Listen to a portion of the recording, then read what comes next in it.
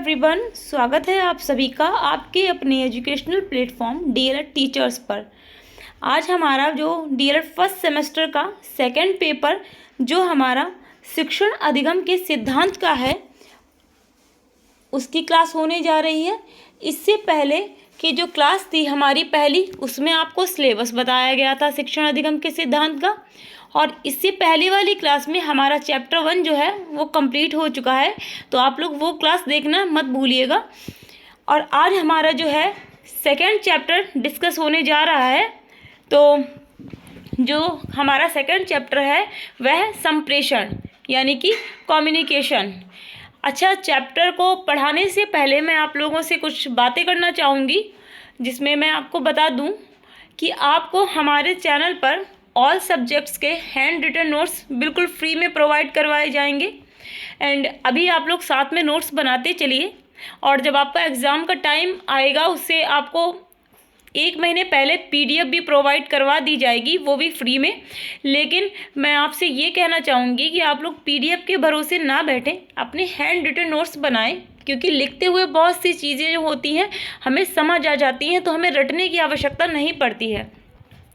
और इस क्लास को अपने फ्रेंड सर्कल में शेयर करना बिल्कुल ना भूलें, क्योंकि इसके बाद एक के बाद एक आपको बहुत ही बेनिफिशियल वीडियोस मिलते जाएंगे, और आपके एग्ज़ाम से बिफोर 15 to 20 डेज़ आपको बहुत ही अच्छी मास्टर टिक बताई जाएगी, जिससे कि आप 90% से एवब मार्क्स लेके आएंगे। और आपको लास्ट ईयर के 5-6 साल के जो भी आपके पेपर हुए हैं वह सब सॉल्व करवाए जाएंगे प्रीवियस ईयर, और आपको मैराथन क्लासेस भी प्रोवाइड करवाई जाएंगी। तो आप लोग हमारे चैनल से जुड़ना ना भूलें। चलिए आते हैं हमारे आज के टॉपिक पर। तो हमारा सेकंड चैप्टर है जो है संप्रेषण का। संप्रेषण यानी कि कम्युनिकेशन। अच्छा जी, तो पहले मैं आपको बता दूं कि संप्रेषण क्या होता है। अब आप लोग फर्स्ट सेमेस्टर के बच्चे हैं, तो यहाँ पर हिंदी के बहुत ही टिपिकल से वर्ड्स आएंगे जिनका मतलब बच्चों को नहीं मालूम है, जो आपने कभी सुने भी नहीं होंगे। ऐसे वर्ड्स यहाँ पर यूज़ किए जाएंगे, तो उनका मतलब अर्थ मैं आपको समझाती चलूँगी। तो आज हम संप्रेषण से ही स्टार्ट करते हैं। जो हमारा संप्रेषण होता है उसको हम इंग्लिश में बोलते हैं कम्युनिकेशन। अच्छा, कम्युनिकेशन शब्द सुन के बहुत से बच्चों को समझ आ गया होगा कि संप्रेषण क्या होता है। जब 2 या 2 से अधिक लोग आपस में वार्तालाप करते हैं और अपने विचारों का आदान प्रदान करते हैं, वह प्रक्रिया क्या कहलाती है? संप्रेषण कहलाती है। ये मैंने आपको बहुत ही बेसिक सी लैंग्वेज में समझाया है कि संप्रेषण क्या होता है। जैसे मैं और आप आपस में मैं बोल रही हूँ अभी, और सामने से भी कोई व्यक्ति बैठा है जो मुझसे बातचीत कर रहा है, मैं अपने विचारों का आदान प्रदान कर रही हूँ उससे, और वह व्यक्ति मुझसे अपने बातों का आदान प्रदान, विचारों का आदान प्रदान कर रहा है। तो हमारे बीच में कम्युनिकेशन यानी कि संप्रेषण हो रहा है। संप्रेषण इसी को कहते हैं। तो चलिए आते हैं टॉपिक पर। संप्रेषण शिक्षा की रीढ़ की हड्डी है। जो हमारा संप्रेषण है वह शिक्षा की रीढ़ की हड्डी है। बिना संप्रेषण के अधिगम और शिक्षण नहीं हो सकता। ठीक है, संप्रेषण हमारा जो है, संप्रेषण शिक्षा की रीढ़ की हड्डी है। बिना संप्रेषण के अधिगम और शिक्षण नहीं हो सकता। अभी मैंने आपको बताया था कि रीढ़ की हड्डी कैसे है। यदि कम्युनिकेशन ही नहीं होगा, टीचर क्लास में खड़ा है, बच्चे हैं ही नहीं, तो क्या पढ़ाना संभव है? या बच्चे क्लास में बैठे हैं और पढ़ाने के लिए शिक्षक ही नहीं है उपस्थित, तो क्या संप्रेषण संभव है? नहीं संभव है ना। तो इसीलिए बोला गया है कि शिक्षा की रीढ़ की हड्डी है संप्रेषण। इसी प्रकार से रीढ़ की हड्डी है। क्यों? क्योंकि 2 लोगों का कम से कम 2 लोगों का होना अनिवार्य है संप्रेषण की प्रक्रिया में। और अगर अध्यापक बोलेगा नहीं, बच्चे सुन के जवाब नहीं देंगे, तो हम कैसे टीचिंग करा पाएंगे? तो इसीलिए कहा गया संप्रेषण शिक्षा की रीढ़ की हड्डी है। बिना संप्रेषण के अधिगम और शिक्षण नहीं हो सकता। अच्छा, अधिगम क्या है? अधिगम है लर्निंग। शिक्षण क्या है? पढ़ा रहे हैं हम आपको, आप लोग अधिगम कर रहे हैं, आप लोग लर्न कर रहे हैं, मैं आप लोगों को पढ़ा रही हूँ, यही है अधिगम और शिक्षण। ठीक है। संप्रेषण दो शब्दों से मिलकर बना है। सम धन प्रेषण, अर्थात समान रूप से भेजा गया, समान रूप से भेजा गया संप्रेषण का अर्थ है।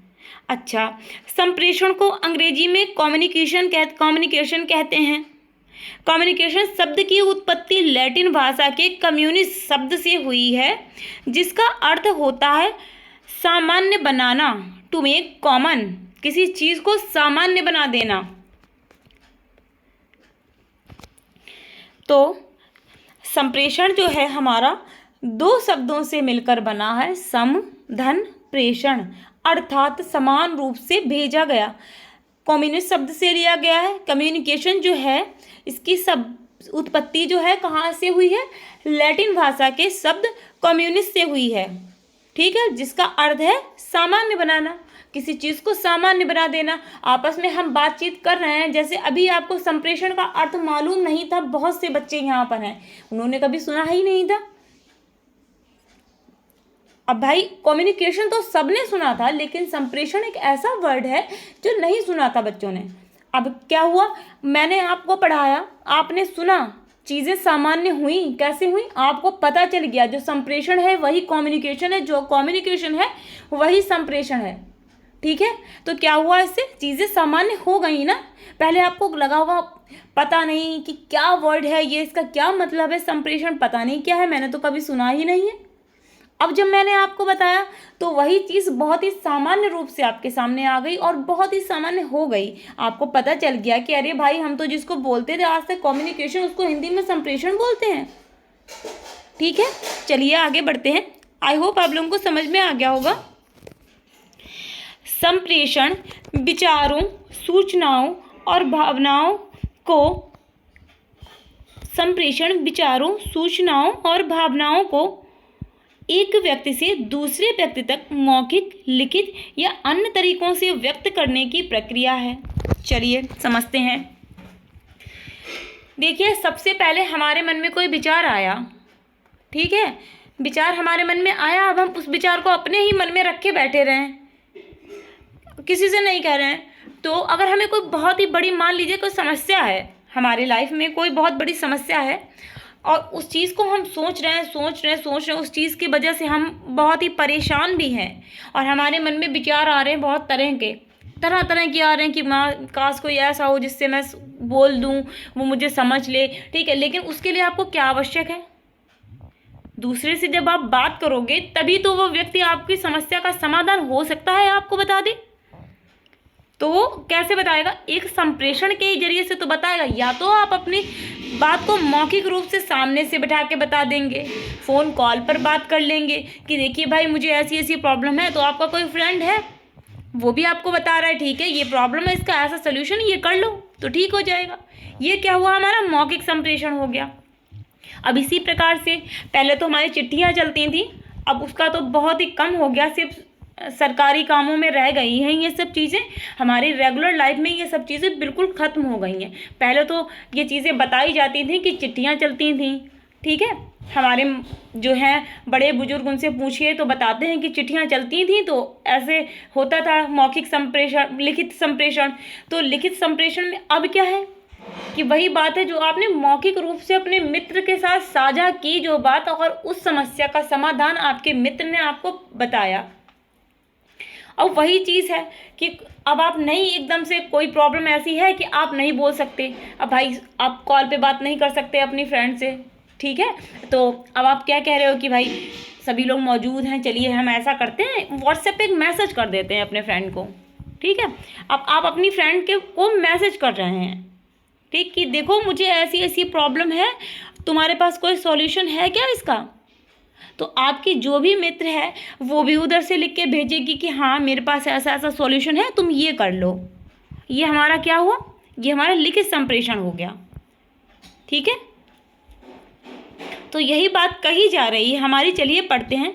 संप्रेषण विचारों, सूचनाओं और भावनाओं को एक व्यक्ति से दूसरे व्यक्ति तक मौखिक, लिखित या अन्य तरीकों से व्यक्त करने की प्रक्रिया है।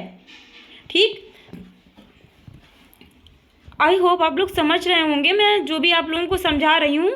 चलिए अब आगे बढ़ते हैं। हमारे कुछ विद्वान हुए हैं जिन्होंने संप्रेषण की हमें डेफिनेशन दी है, देख लेते हैं उनके अनुसार। इनके चलिए कभी कभी ऐसा हो जाता है कि आपके क्वेश्चन पेपर में पूछ लेते हैं आपसे कि संप्रेषण क्या है। ठीक है, तो आई होप आप लोग अब लिख लेंगे, आपको रटने की जरूरत पड़ेगी नहीं।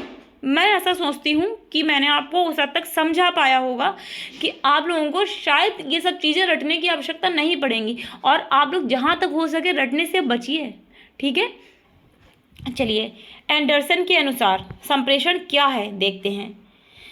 संप्रेषण एक गत्यात्मक प्रक्रिया है जिसमें व्यक्ति चेतन रूप से अथवा अचेतन रूप से दूसरों के संज्ञानात्मक ढांचे को सांकेतिक हाव भाव रूप में उपकरणों या साधनों द्वारा प्रभावित करता है।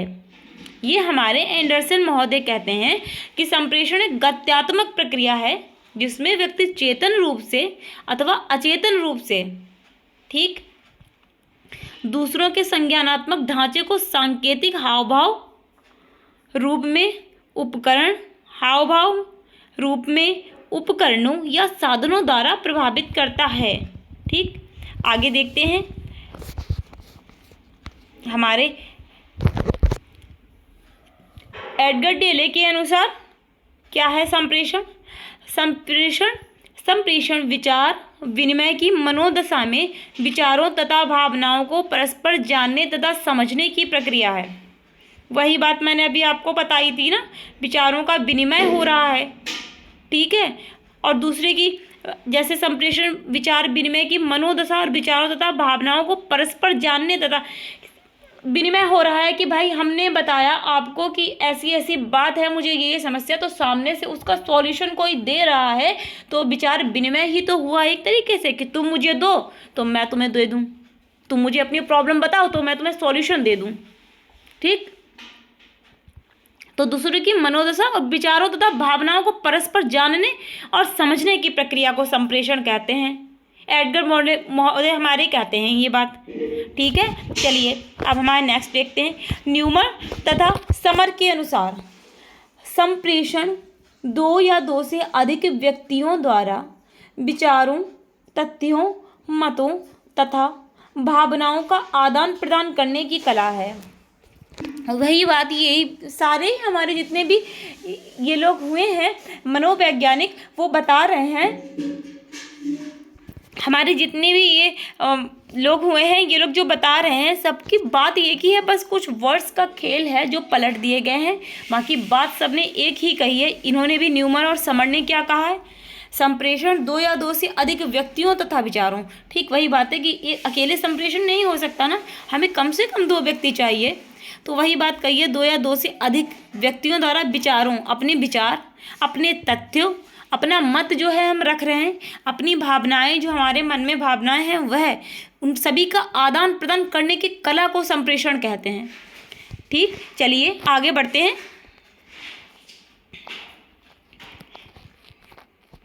अच्छा, आगे है हमारा टाइप्स ऑफ कम्युनिकेशन, यानी कि संप्रेषण के प्रकार। तो इसमें हमारा क्या आ रहा है, देखिए संप्रेषण सबसे पहले हमारा होता है 2 प्रकार का। एक होता है शाब्दिक संप्रेषण, दूसरा होता है अशाब्दिक। शाब्दिक संप्रेषण जैसे कि कैसे हमने अपनी बात को, शाब्दिक संप्रेषण कैसे 2 प्रकार का होता है। देखिए सबसे पहले संप्रेषण, जान लीजिए, ध्यान रखिए और ध्यान से सुनिए। सबसे पहले कम्युनिकेशन के 2 टाइप्स हैं, यानी कि संप्रेषण हमारा 2 प्रकार का है, एक तो शाब्दिक है, दूसरा अशाब्दिक है। अब शाब्दिक संप्रेषण जो है वह भी हमारा 2 प्रकार का है, मौखिक है और लिखित है। तो शाब्दिक संप्रेषण में चलिए समझते हैं, अपनी बात को शब्दों के द्वारा व्यक्त कर देना, शब्दों के द्वारा हमने कह दिया, हमने लिख दिया, हमने बात कर ली। ठीक, ये हमारा शाब्दिक संप्रेषण है। भाई मैंने भी आपको बताया, आपने मौखिक रूप से किसी से परस्पर वार्तालाप कर लिया, तो आपने फेस टू फेस बात कर ली। ठीक, अब या तो आपने फ़ोन कॉल पे बात कर ली, ठीक, वीडियो कॉल, ऑडियो कॉल, कहीं पे भी आपने बात कर ली या तो। अब दूसरा है आपने कहीं पर लिख लिया, जैसे व्हाट्सएप मैसेज कर दिया आपने, खैर अब चिट्ठियाँ तो चलती नहीं है, लेकिन वही बात है कि आपने व्हाट्सएप मैसेज कर दिया या कोई भी और चीज़ है, जैसे व्हाट्सएप है, टेलीग्राम है, आपने यहाँ पर बातचीत कर ली आपस में, तो वो है हमारा लिखित संप्रेषण है। हमने लिख के अपनी भावनाओं को व्यक्त कर दिया, लिखित संप्रेषण, और बोलकर व्यक्त किया, वह मौखिक संप्रेषण। ठीक, अब देखिए अशाब्दिक संप्रेषण हमारा क्या है, अशाब्दिक संप्रेषण। यह भी हमारा होता है 3 प्रकार, यह हमारा 3 प्रकार का होता है। इसमें पहला है वाणी या ध्वनि संकेत, ठीक, दूसरा है आंखों की भाषा, मुख मुद्रा, तीसरा है स्पर्श करके, ठीक। अब देखिए कैसे। पहला तो हमारी वाणी या ध्वनि संकेत है। ध्वनि संकेतों के द्वारा हमने समझा दिया, ठीक, कि हम क्या कहना चाह रहे हैं। इसके बाद हमारा आता है आंखों की भाषा या मुख मुद्रा। अब देखिए कहीं पर कुछ भी ऐसा है कि बहुत सारे लोग बैठे हैं, आपकी फैमिली बैठी है पूरी, और बाहर के भी कुछ गेस्ट आके बैठे हैं, तो कोई बात ऐसी है कि नहीं बोली जा सकती है सामने गेस्ट के, तो हमारे कभी कभी ऐसा होता है कि फैमिली वाले जो हैं मुख की मुद्राएं बना के दिखा देंगे कि ऐसा कर दो। अब आंखों की भाषा, आंखों से आंख ही चला के हमको बता दें कि ऐसे है, अंदर जाओ चाय बना लाओ, ठीक। इसी प्रकार से तो बोलते हैं कि कहेंगे, अब मम्मी बैठी हैं तो एकदम से बोलेंगी, आंखों से कर दिया मेहमान आए चाय बना लाओ, आंखें चलाती हैं, आप लोगों को पता होगा, ठीक है। और अगर हमने चाय बहुत अच्छी बना ली तब तो हमारी तरफ देख के कहेंगी, भाई हम चाय बना के लाए, पहले हमें आंखों से इशारा किया मम्मी ने कि चाय बना लाओ, हमने चाय बना के ले आए हम, ठीक। अब हमारे जो गेस्ट हैं उन्होंने चाय पी, अगर वो कह रहे हैं भाई चाय बहुत बढ़िया है, ठीक, तो मम्मी हमारी तरफ मुस्कुरा के देख लेंगी, तो मुख मुद्रा से, और वही उन्होंने उल्टा कह दिया कि चाय बहुत बुरी बनी है, तो वही मुंह बना के हमें दिखा देंगी। यह हमारी मुख मुद्राएं होती हैं कि पहले आंखों से इशारा किया, फिर उसके बाद उन्होंने मुख मुद्राएं बना के दिखाया कि किस में वो खुश हैं हमसे या किस में गुस्सा कर रही हैं, तो हम लोग समझ जाते हैं ना। बेसिकली ये सब चीज़ें वही चीज़ है। कुछ चीज़ें ऐसी स्पर्श करके भी होता है, ठीक। जैसे कोई व्यक्ति दृष्टिहीन है, अब वह क्या करेगा, वह देख नहीं सकता ना, वो तो स्पर्श करके ही पता लगाएगा, ठीक है। चलिए आगे बढ़ते हैं हम। संप्रेषण मुख्यतः 2 प्रकार का होता है। अभी मैंने आपको ऊपर थोड़ा बताया, ऊपर मैंने आपको समझाया, अब यहाँ पर मैं आपको लिखित रूप से बहुत अच्छे से समझाऊंगी। देखिए संप्रेषण हमारा 2 प्रकार का होता है।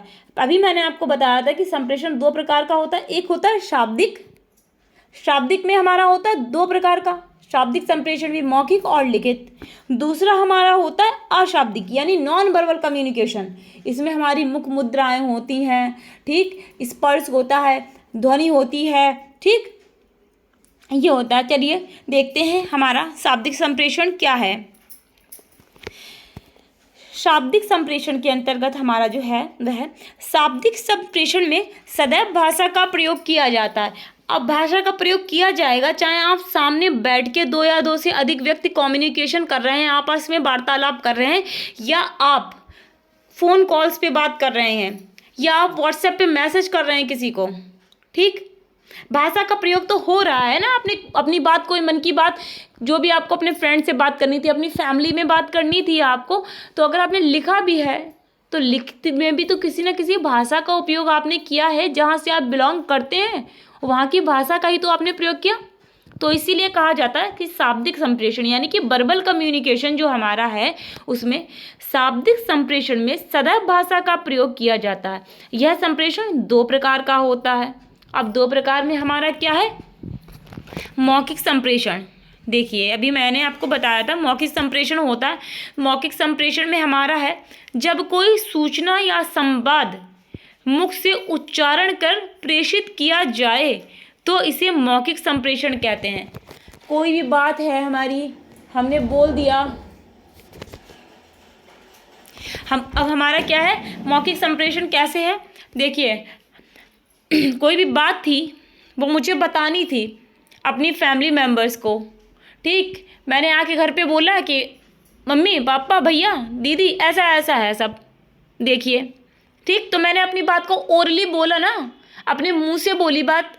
और वही बात अगर कोई बात मुझे कहनी थी, घर से किसी व्यक्ति से बात करनी थी, और मान लीजिए वो घर पे नहीं था उस टाइम, तो मैंने उसको लिखित में व्हाट्सएप पे मैसेज कर दिया कि देखिए ऐसी ऐसी बात है। ठीक, तो फिर ये हमारा मौखिक संप्रेषण हो गया। चलिए, अच्छा रुकिए एक मिनट। हाँ, मौखिक संप्रेषण बता रही थी मैं आपको, इसमें लिखित नहीं है, मौखिक संप्रेषण है। जब कोई सूचना, हाँ, जब मैंने अपनी बात को किसी से फेस टू फेस कर लिया, मैंने बोल दिया, उसने भी बोल लिया, या फिर मैंने अपनी बात को फ़ोन कॉल पे कॉल लगा के किसी से बोल दिया, उसने भी वापस से मुझसे बोल लिया, तो ये हमारा मौखिक संप्रेषण है। ठीक है, चलिए अब मौखिक संप्रेषण के हमारे उदाहरण क्या है?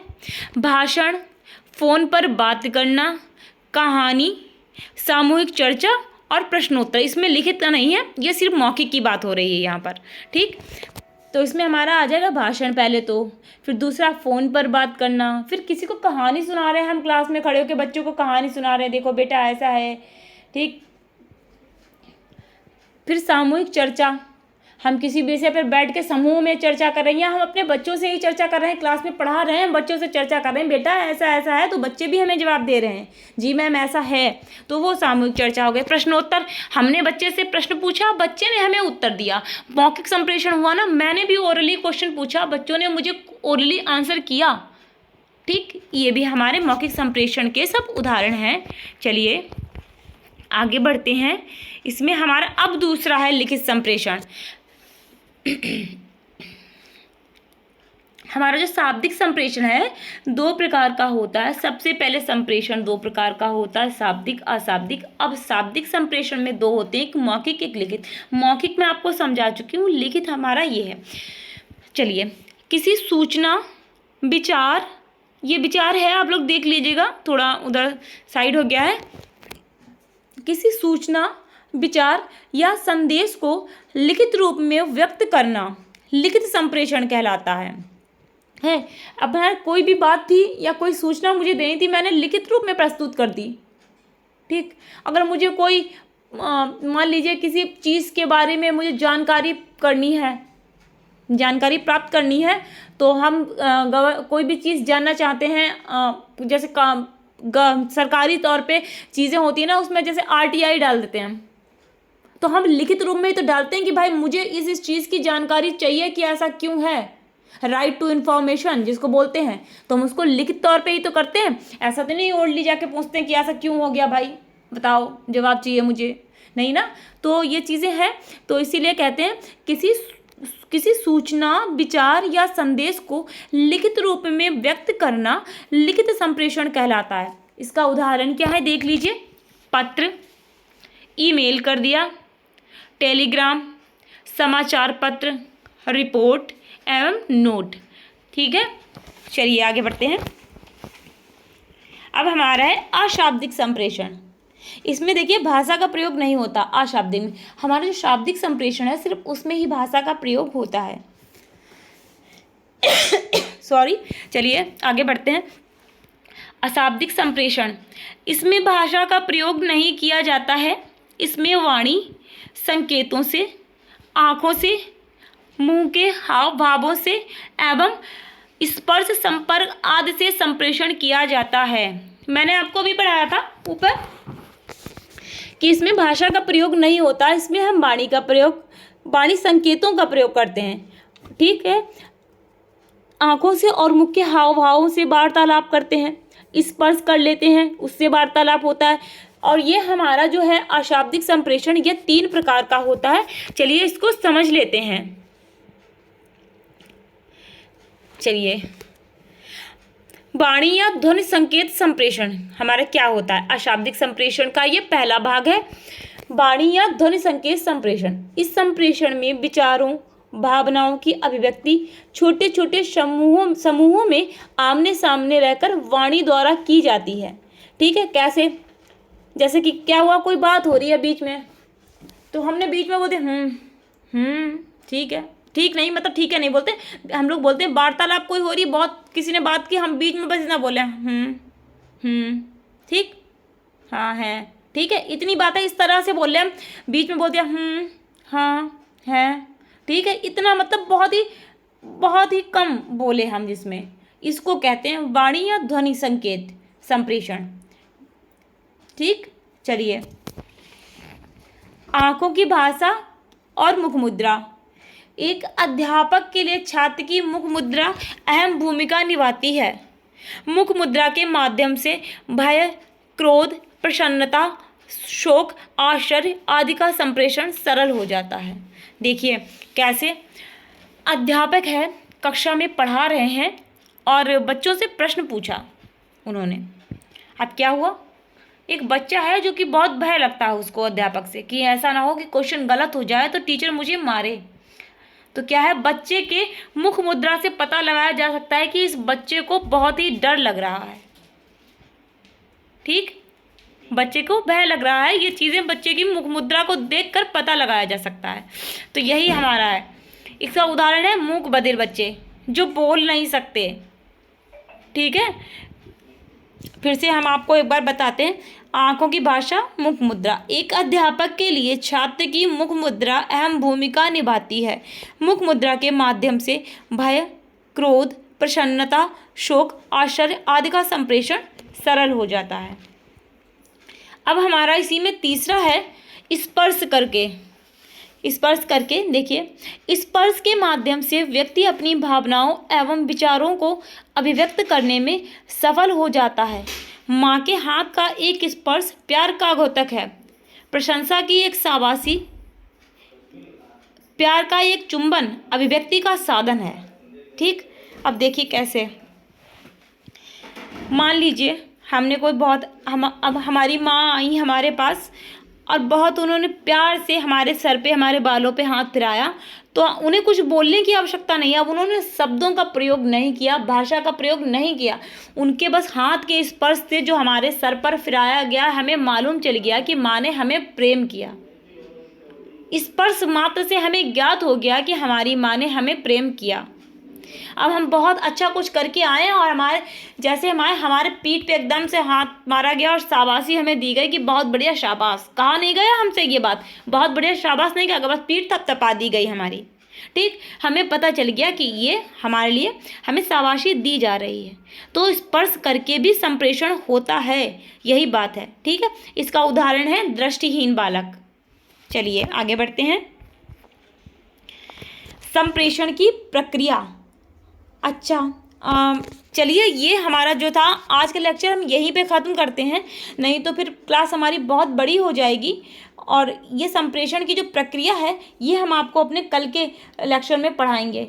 ठीक है, उससे पहले मैं ये कहना चाहूँगी कि आप लोग ज़्यादा से ज़्यादा मात्रा में चैनल पर जुड़ें, क्योंकि जब आप लोग हमें सपोर्ट करते हैं ना, तो हमें भी स्ट्रेंथ मिलती है कि हम अच्छे से अच्छा आपके लिए चीज़ें ला पाएँ, कर पाएँ, जिससे कि आप लोग भी अपने सेमेस्टर्स में बहुत ही अच्छे मार्क्स ला सकें और जिससे हमें भी लगे कि हाँ, ये बच्चे हमसे पढ़ते हैं और इतने अच्छे मार्क्स लाएँ तो हमें भी खुशी हो।